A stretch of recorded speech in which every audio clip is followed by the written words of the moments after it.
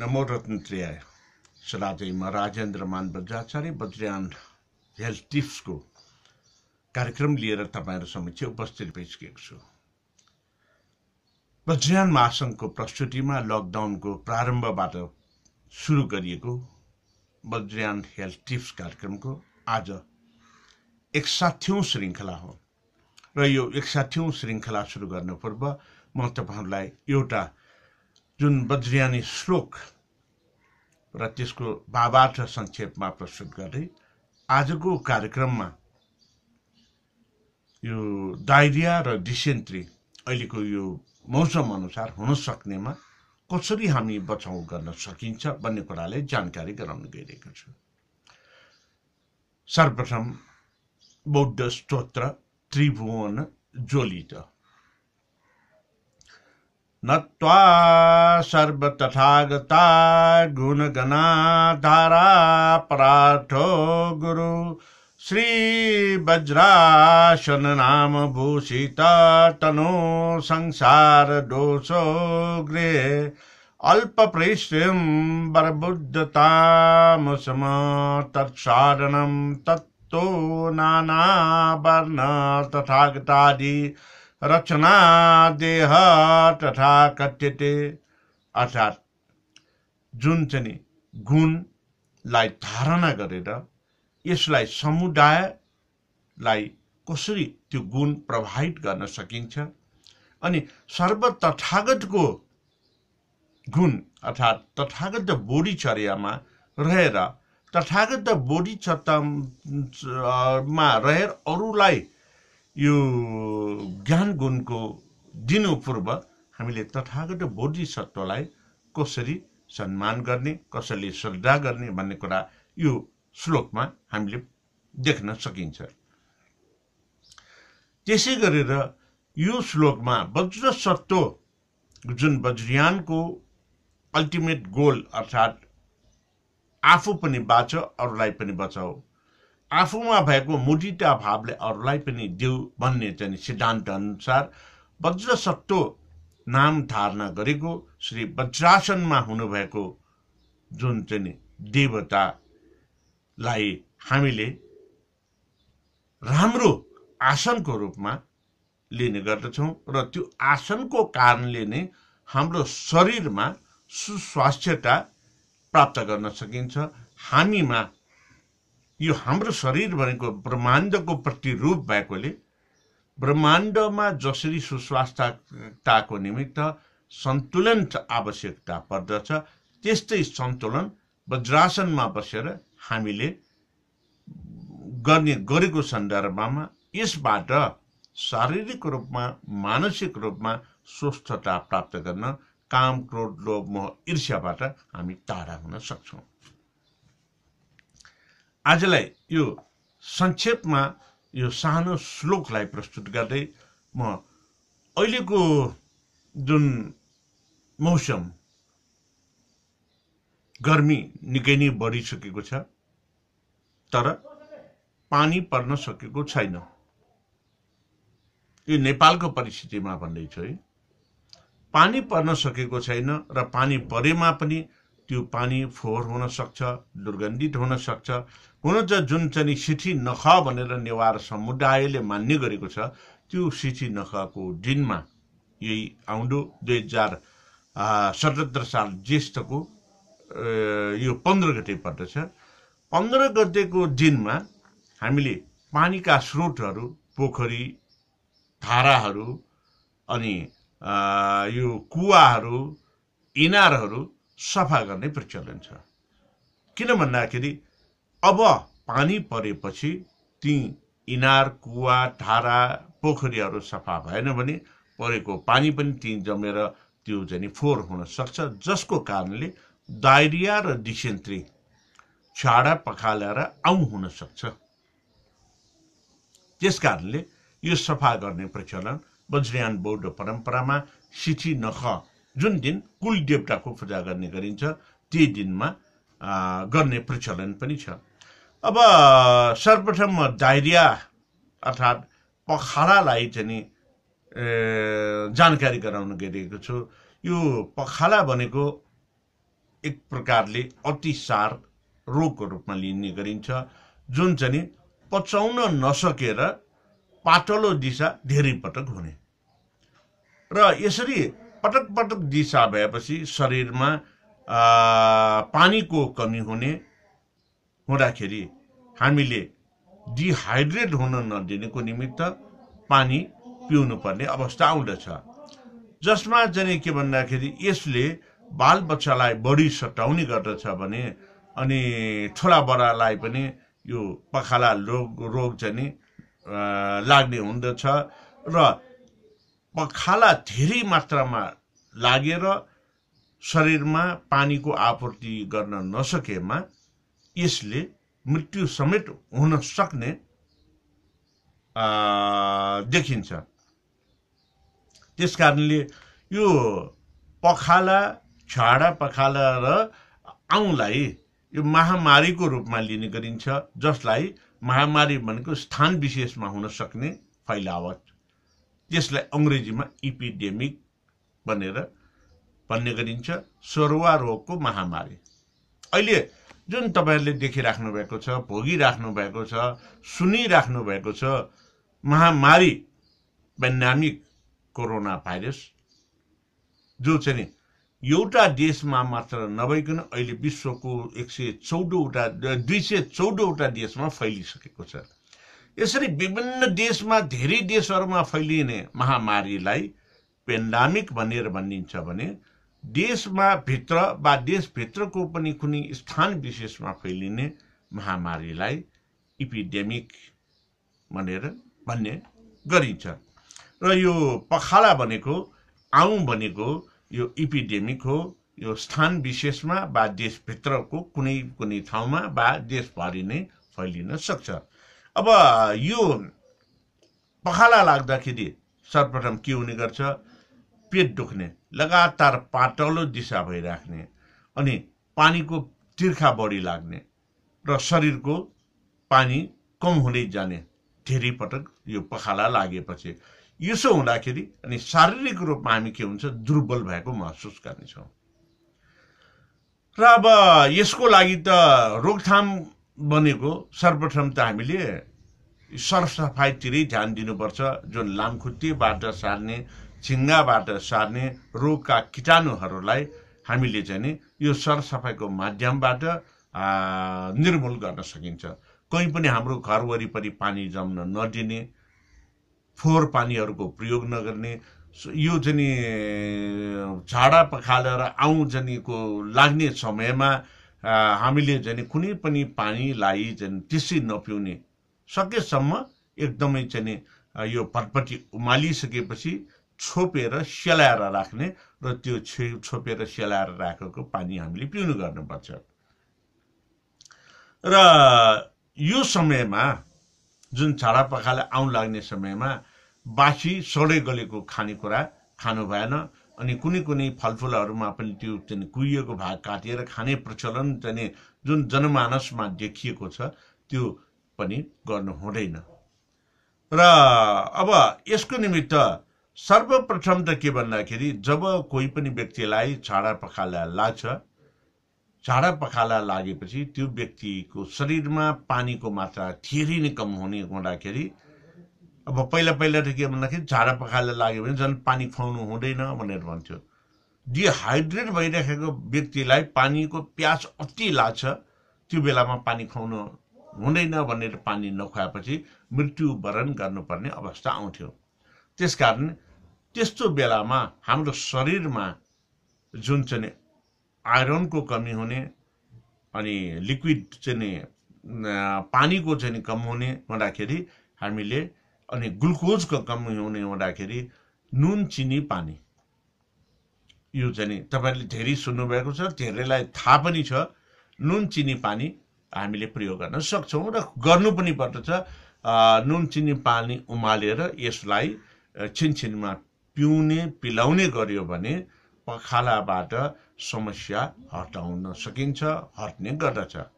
र यसरी नुन चिनी पानीको चाहिँ प्रयोगबाट जुन डायरिया अर्थात् झाडा पखाला रोगलाई नियन्त्रण गर्न सकिन्छ र छाडा पखाला लागेको व्यक्तिको दिशा पिसाबमा त्यो कीटाणु हुन सक्ने हुँदाखेरि त्यसको सरसफाइमा विशेष ध्यान दिनुपर्ने हुन्छ।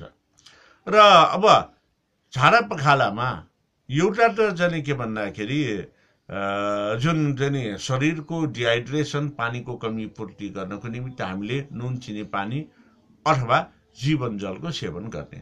अहिले कोरोना भाइरसको संक्रमणले गरेर अब घर घरमा भइराखेको जीवन जलको चाहिँ स्टक छ भने पनि सायद सकियो पनि हुन सक्छ। जीवन जलले किन भन्दाखेरि हाम्रो अरू बेलामा पनि अशक्तता हुने बेलामा हामीले जीवन जल खाँदाखेरि त्यसले पोषण तत्त्व पनि दिने गर्दछ।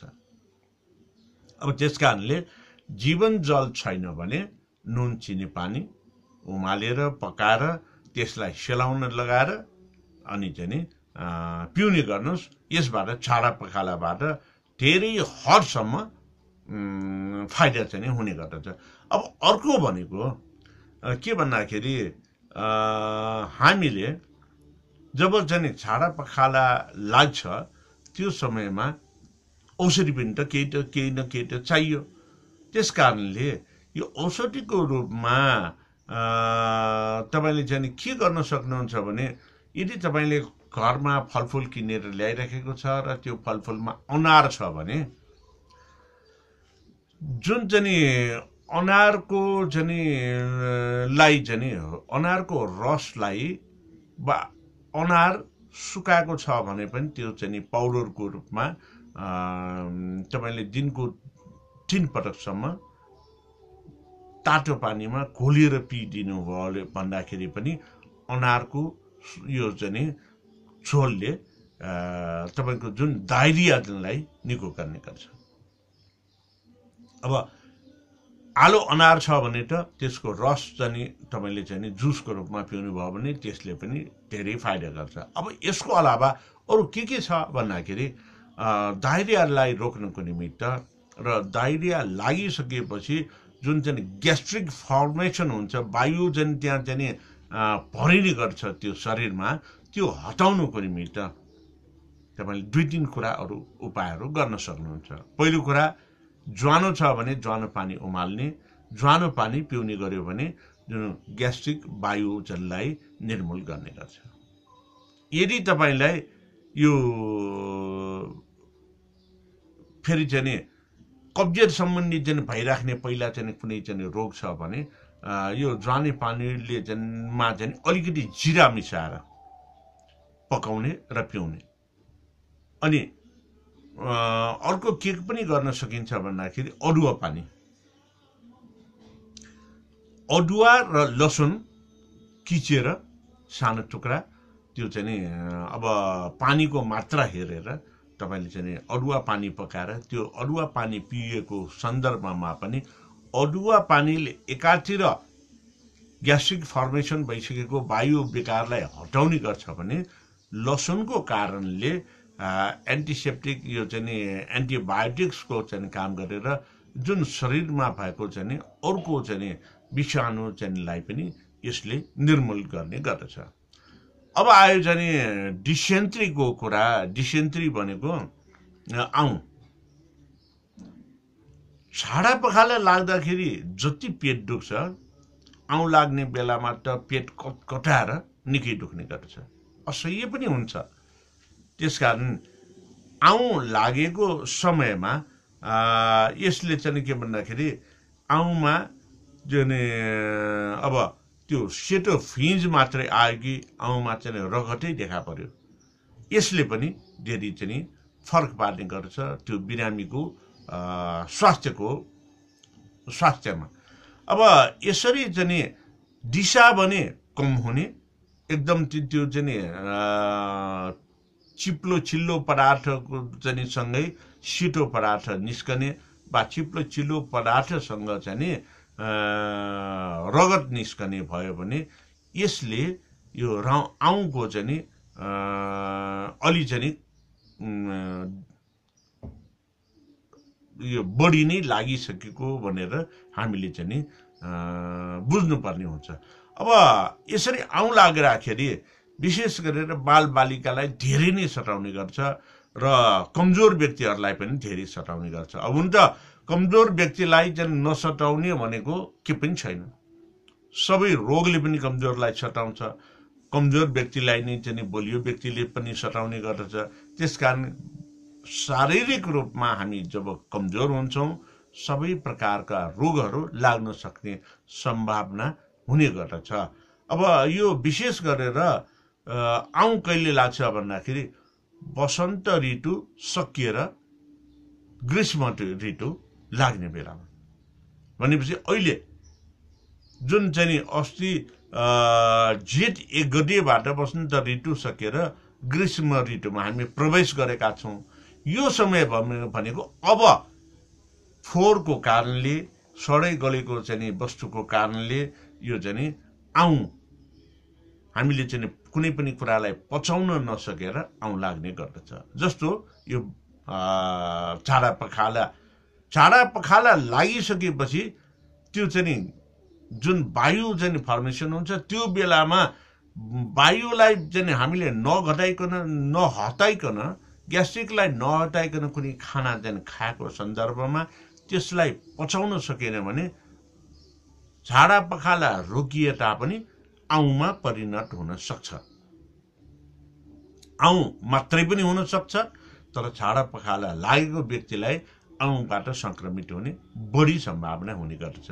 अब आउँको लक्षण भनेको जुन अघि भने चाहिँ जुन चिप्लो चाहिँ रियाल जस्तो चाहिँ एकदमै चाहिँ त्यो चाहिँ दलदल चाहिँ के भन्छ चाहिँ मा चाहिँ त्यो सेतो वा रगत आउने हुन सक्छ। अनि चाहिँ यो बेलामा पेट एकदम कटकटाउने गरेर चाहिँ दुख्ने, सह्य चाहिँ नै नहुने चाहिँ असह्य हुने। अनि चाहिँ के भन्दाखेरि यो रोग लागेपछि आन्द्राको विभिन्न ठाउँमा नै संक्रमण हुँदाखेरि हामीलाई यो यसरी चाहिँ कटकटी चाहिँ दुख्ने हो। अनि यो आउँ लागेका व्यक्तिहरू भनेको दादुरा, ठेउला, हैजा, म्यादी ज्वरो अर्थात् चाहिँ यो चाहिँ के भन्छ टाइफाइडले शरीर कमजोर चाहिँ भएको व्यक्तिलाई अर्थात् चाहिँ के भन्दाखेरि दादुरा, ठेउला, हैजा, म्यादी ज्वरो, टाइफाइड र जुन चाहिँ छाडा पखाला लागिसकेको व्यक्तिलाई आउँले छिटो चाहिँ संक्रमण वा समाउने गर्दछ। र यो आउँ अतिसार नै चाहिँ भयो भने यसले मान्छे चाहिँ देह अवसान पनि हुन सक्छ। र आउँ मैले अघि नै भने यो दुई प्रकारको हुन्छ, एउटा सेतो चाहिँ पदार्थ निस्कने, एउटा रगत निस्कने। यो सेतो पदार्थ निस्कने आउँलाई चाहिँ एमेबिक आउँ अर्थात् सेतो आउँ भनेर चाहिँ भन्ने गरिन्छ भने एमेबिक डिसेन्ट्री सेतो आउँ भन्ने गरिन्छ भने अर्को बेसिलरी डिसेन्ट्री अर्थात् रगत सहित आउने आउँ भनेर चाहिँ भन्ने गरिन्छ। अब जसको लागि हामीले चाहिँ सर्वप्रथम त चाहिँ अघि भने जस्तै यसमा के भन्दाखेरि छ भने तपाईँको घरमा इसबगोल छ भने त्यो इसबगोल चाहिँ पानी पिउनु पर्यो। अब इसबगोल छैन भने ज्वानो अनि चाहिँ लसुन, ज्वानो र लसुन मिलाएर त्यसलाई पानी भटभटी उमालेर तपाईँले पिउनु थाल्नुभयो भने यसले ज्वानोले जुन चाहिँ अतिसार आउँलाई चाहिँ कन्ट्रोल गर्ने गर्छ भन्दाखेरि लसुनले एन्टिबायोटिक एन्टिसेप्टिक भएकोले यसले आउँलाई रोकथामको लागि मद्दत गर्ने गर्दछ। अब तर यस्तो आउँ लागेको अवस्थामा यो अदुवा चाहिँ नराख्नु होला, किन भन्दाखेरि अदुवाले बढी कब्जियत गर्छ। अदुवामा फेरि फङ्गस हुन सक्ने सम्भावना पनि हुन्छ जुन चाहिँ लसुनमा हुँदैन। त्यस कारणले यो अदुवामा फङ्गस हुन सक्ने भएको हुँदाखेरि अदुवा प्रयोग नगर्ने, तर चाहिँ छुट्टै नभइकन ज्वानो पानीमा अलिकति लसुन चाहिँ किचेर राखेर पकाएर चाहिँ पिउने गर्यो भने आउँ निको हुन सक्दछ र निको हुने पनि गर्दछ। अब त्यस कारणले यो समय भनेको हामीले ग्रीष्म ऋतुको प्रारम्भदेखि ग्रीष्म ऋतुभरि नै अर्थात् जेठ असार भरि नै आउँबाट संक्रमित हुन सक्ने, जुकाबाट संक्रमित हुन सक्ने। जुकाको लागि त हामीले यो अस्ति जुन बुङ्गम लोकेश्वर पद्मपानी लोकेश्वरको रथारणको बेलामा पलासको बिउ पालाबीलाई घोटेर पिएको खण्डमा जुका चाहिँ लाग्दैन। अब आजको कार्यक्रममा वज्रयान हेल्थ टिप्समा समय सापेक्ष हाम्रो घरायसी घरमा भएको वस्तुलाई प्रयोग गरेर डायरिया र डिसेन्ट्री, छाडा पखाला र आउँलाई कसरी नियन्त्रण गर्ने भनेर चाहिँ तपाईँहरूलाई जानकारी दिएँ। र यसलाई तपाईँले चाहिँ डायरिया डिसेन्ट्री नभएको अवस्थामा पनि ज्वानो पानी तपाईँले पिउनु भयो भने अनि चाहिँ तेजपात पानी पिउनु भयो भने कुनै पनि संक्रमित हुन सक्ने वातावरणबाट तपाईँ बच्न सक्नुहुन्छ भन्ने आजको यो वज्रयान हेल्थ टिप्सको 61औं श्रृङ्खलालाई यही अन्त गर्न चाहन्छु। भवतु सर्वमङ्गलम्।